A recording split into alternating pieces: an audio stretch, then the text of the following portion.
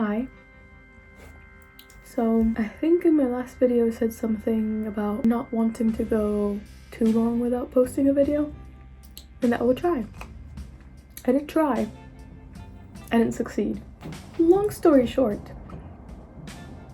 between now and then I moved across the globe, and I don't know if you've ever done that, but it takes a lot of your time and energy and makes your life very different and your habits very different. And if you're anything like me, you'll have at least one existential crisis a day. It was a little hard to edit and post videos. I did film, and then every time I filmed, it would pile up, and then I thought I need to put that together and edit it, and then I wouldn't. And so it would just build up over time, and I thought, well, too much time has passed now to use any of that footage.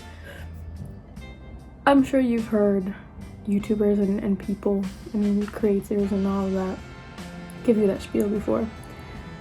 I say that as if I have an audience. I don't. You're probably one of the 3 people that watches my videos. Hi. And if you're one of the 3 people that watches my videos, or 2 of them, you're my family and you asked for this, so here you go. Anyway, so it is very dark out. Okay, so as you saw, it is dark out. I'm drinking coffee. So you might be thinking, that sounds like a bad choice. What time is it for it to be that dark, but you're drinking coffee? It's just post-holidays, right before New Year's. I feel extremely fatigued for some reason. It's not like I went out partying or did anything draining social energy wise for Christmas. I stayed home alone and baked and watched films all day. But for some reason I'm feeling extremely fatigued. And I was feeling guilty over it because I wanted to work on job applications and portfolios and all the things I've been doing for the last 6 months, but then I thought I should give myself a break. Because it is the holidays after all, and that's what most people are doing. So I let myself rest today. I mean, I still did life admin stuff, did the laundry, the dishes, cooked, all that stuff. But other than that, I've just been in my pajamas all day, watching more films. I am halfway through the sequel to 3 Men and a Baby. I think it's called 3 Men and a Little Lady. So that's fun. I want that apartment and that house so bad. Beautiful spaces, as you would with an architect and a muralist slash cartoonist slash whatever Michael is. Beautiful space. So set designers, props to you. This is pumpkin spice coffee that I made at home, obviously. I've had several of these in the last couple of days. It's starting to get old. I'm starting to get sick of the pumpkin spice. But I still have like 2/3 of the carton of pumpkin spice oat milk, so we'll keep having it. I've been sleepy all day, feeling lazy all day. I thought it's as good a time as any to get myself some coffee and catch up with a camera to make one last video for 2025 if I manage to finish and edit this before the new year. So where did we leave things off? I'm trying to go through my journal because I remember a lot of like my yearly and slash sort of YouTube goals were on here. I need people to know I never intended for this to be like me being a YouTuber. I'm not taking it that seriously. It was more so I wanted to go back to doing what I used to do when I was around 17, where I just documented a lot and then made little blogs with music and whatnot, just to kind of capture that era, that moment in my life.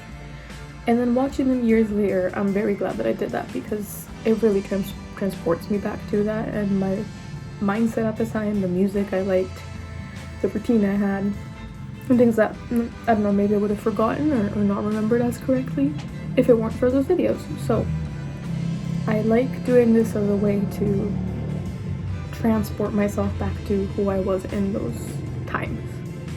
So that's really why I'm doing this and why I'm not that good at keeping up, because I'm not that's central London for you. I'm not trying to be a YouTuber or content creator. I'm just trying to make things for my future self, really, and for whoever might enjoy it. If you enjoy this, I'm glad. Join. Anyway, so I did still write like a couple of goals of what I wanted to document, I guess, or just ideas of what I wanted to document. So I want to go back to that so that we can check in and catch up 6 months later, or maybe 7. I don't know the exact date of my last video, but you know. So, alright, I was doing the whole reading thing. So, have I been succeeding at reading at least one book a month for every month of my 25th year of life? No. But also, I'm not that behind. I just haven't stuck to the timeline.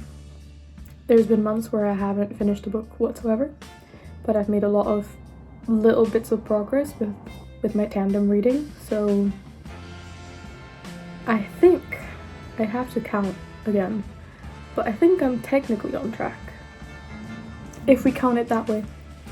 Doing a once a month thing though, failed at that. Again, I moved and a lot of things happened. I think, considering, I'm quite proud of how I've been managing to increase my intake of reading and enjoying it. I think the last book I read that I talked to YouTube about was the Brené Brown one, I think. Let's see. I'm making progress on the Bill Nye book, but have not finished that.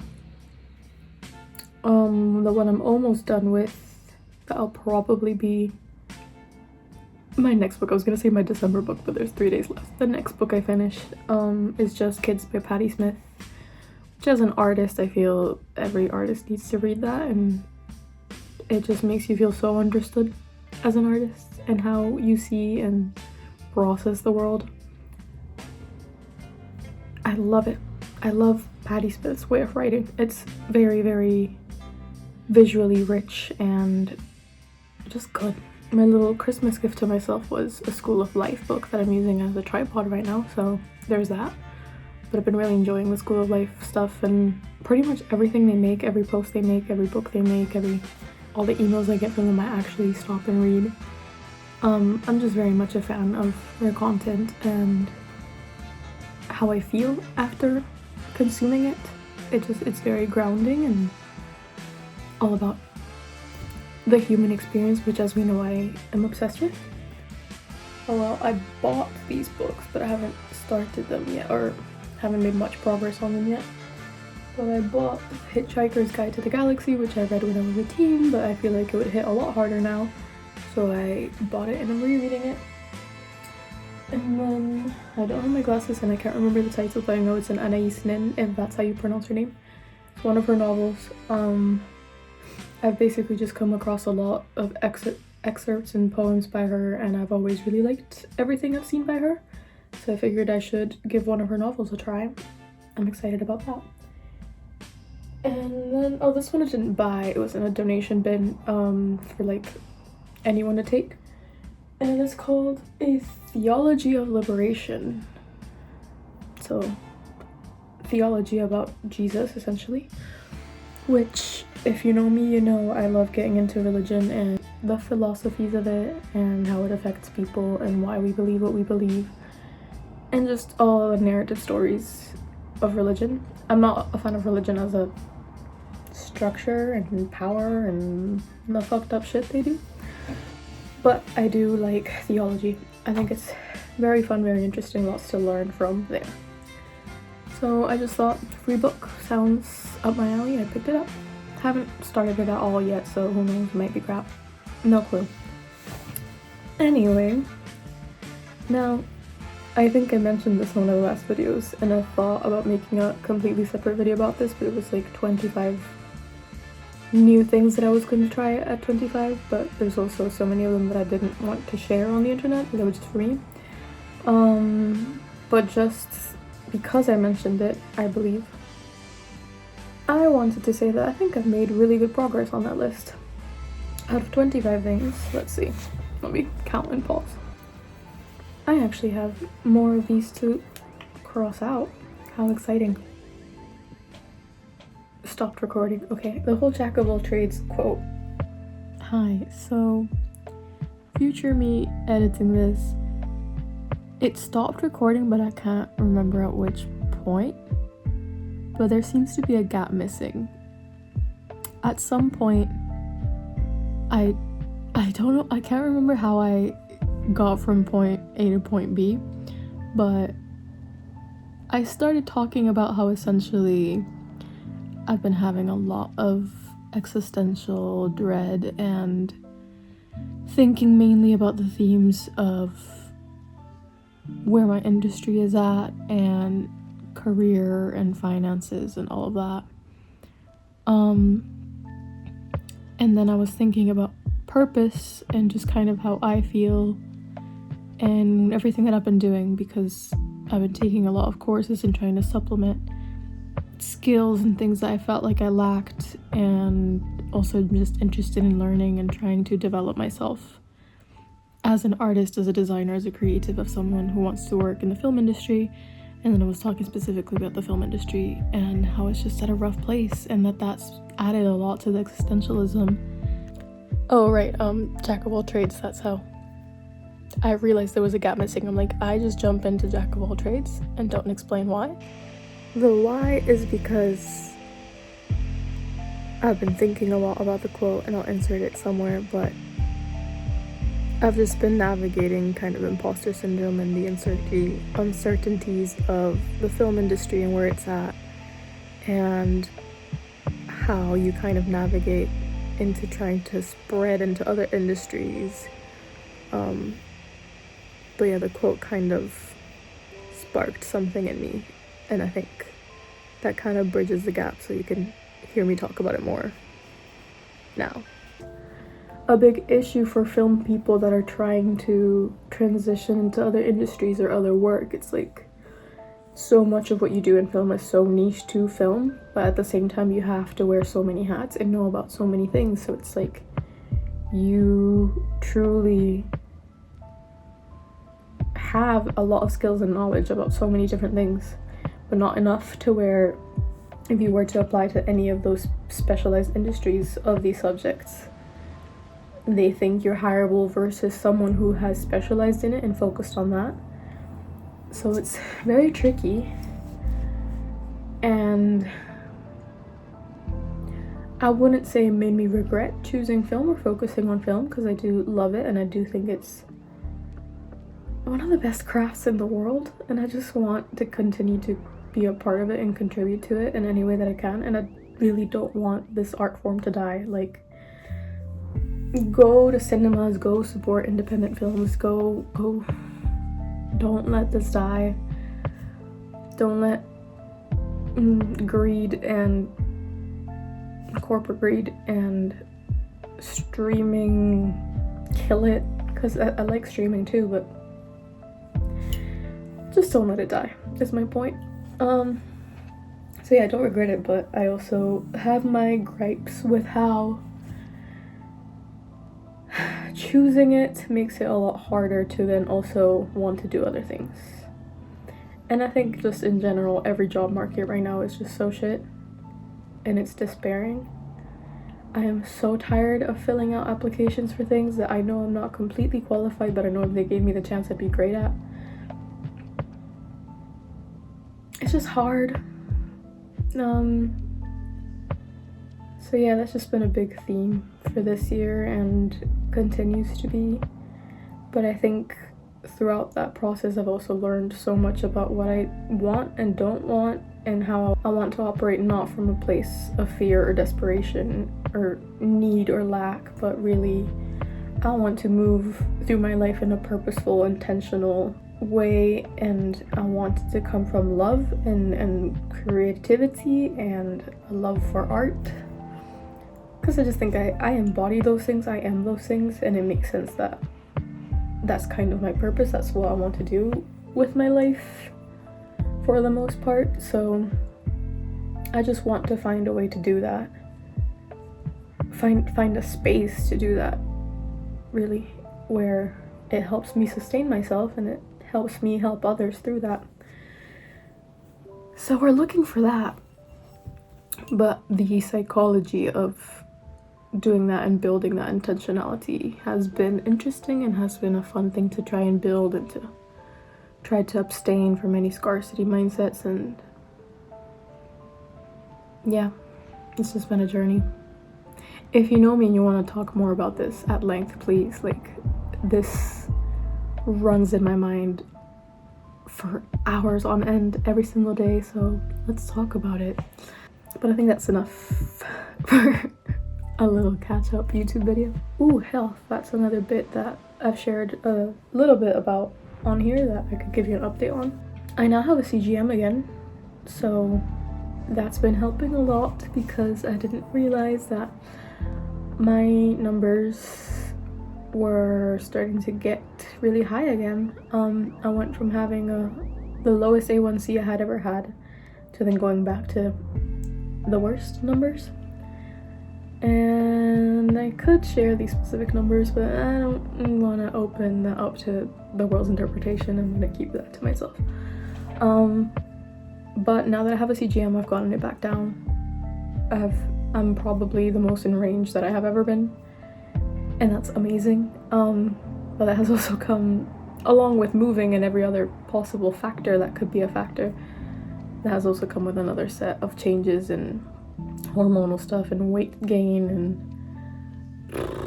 so all the work I had been doing back in Bolivia to like regulate myself and treat myself healthier kind of felt like we just went back to square one.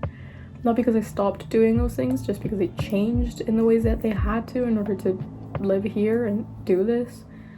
And then again, yeah, hormonal stuff, just things that I could not control, that honestly had me a little bit in the dumps for a while. I wasn't feeling great about myself because I felt like I made so much progress, and then it felt like it got ripped away from me. However, in the past weeks, dare I say even days, I have made my peace with a lot of things, but also felt a lot better about things. So on the diabetes front, so much better, great, but also still figuring so much out and trying to navigate burnout and not getting into an unhealthy relationship with both insulin and food, which is such a hard, tricky balance to do when you're really paying attention and you're no longer neglecting it. It's like it does consume your life and every thought. But I'm trying to find ways of making it to where it's not as prevalent of a thought, because it's being well managed and therefore can be more of a background thing. So I'm still working on that, but massive progress there. And then with all the other stuff, I'm getting the hang of it. I'm trying to find ways to be healthy in general, in ways that fit my new life, my new routine, my new budgets, my new everything. So we're figuring it out slowly, but I feel good. I've also been taking different supplements and things, but all of that stuff, I feel like I found the stuff that I've needed. Feels like a good mix, so they feel like they've been helping. Other than me saying I feel fatigued like 20 times in this video, I think my fatigue has gone away for the most part. I have a decent amount of energy to get through my days, so I'll count that as a win after everything I've been through. And yeah, finding ways to get more active. I've tried so many different forms of exercise this year that I hadn't before and always wanted to, and especially in public spaces, I've just never liked it, but I've confronted that a lot this year. And I've done so many things. I've done boxing, I've done different types of yoga in so many different studios in London. I've tried different dancing classes. I've done a lot of different things and it's been really fun, and I'm going to continue doing that. I actually have a Pilates class scheduled for Monday, so I'm happy about that. Hard to afford in London while I'm still figuring out the financial part, but it's a priority and I am working towards bettering that in any possible way that I can. Also, just walking around in London is such a blessing. Like, I love the city so much. Yeah, that was the final update I can think to give you. That being said, 2026 is coming up in a few days. That's insane. I feel like 2025 just flew by. Almost annoyingly so, but I'm also very excited. I have a good feeling about 2026. It feels like things are going to speed up in a good way. I feel like it is going to have a lot more action. I feel like I'm still gardening, you know? I feel like I've been planting seeds since 2024. 2025, it's like more seeds, but also some harvesting here and there, but also more maintenance and building structure around and building support around more long-term intentional goals, like I say. So I'm excited to keep planning and building towards the things I want, but also to balance that with surrender and letting things take the course that they need to take and just trust, because I'm very tired of feeling anxious and feeling like controlling things that are outside of my control could be the solution that I torture myself with, when we all know that's not how that works.